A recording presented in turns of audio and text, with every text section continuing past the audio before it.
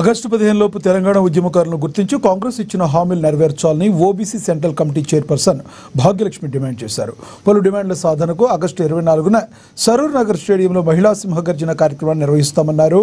పార్లమెంట్లో ఆమోదించిన మహిళా బిల్లులో ఓబీసీ మహిళలకు 33% రిజర్వేషన్లు సబ్ కోటా కల్పించి బీసీ మహిళలకు అన్ని రంగాల్లో వాటా కల్పించాలని డిమాండ్ చేశారు.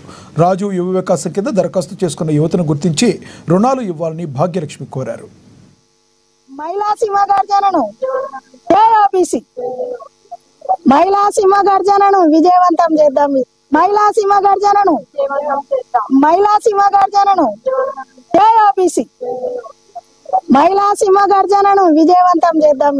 మహిళా సింహగర్జనను మహిళా సింహగర్జనను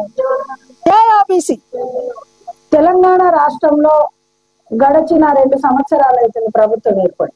కానీ ఈ రోజు వరకు మహిళలకు కేవలం ఉచిత బస్సు ఇవ్వడమే జరిగింది. మరి మహిళలకు ఇస్తా అన్నటువంటి 2500 రూపాయలు కానీ ఇంకా కూడా ముట్టలేదు. అదేవిధంగా కొత్త వారికి వితంతు పింఛన్లు కావచ్చు, వృద్ధత్వ పింఛన్లు కావచ్చు, అర్హులైన వారికి రేషన్ కార్డు కావచ్చు ఇంకా కూడా ఇవ్వలేదు. కాబట్టి అది ఇవ్వాలని చెప్పేసి మేము ఈ సందర్భంగా డిమాండ్ చేస్తా ఉన్నాం తెలంగాణ రాష్ట్ర ప్రభుత్వం.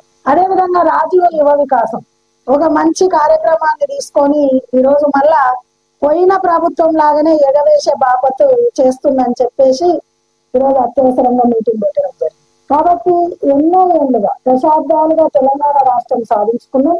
మరి 2 సార్లు అధికారంలో ఉన్నటువంటి మరి గత ప్రభుత్వం కేసీఆర్ ప్రభుత్వం బీసీలను మోసం చేసింది అనడంలో ఎలాంటి సందేశం లేదు. ఎందుకంటే మాకు బీసీ బంధిస్తానన్నారు, ఇవ్వలేదు.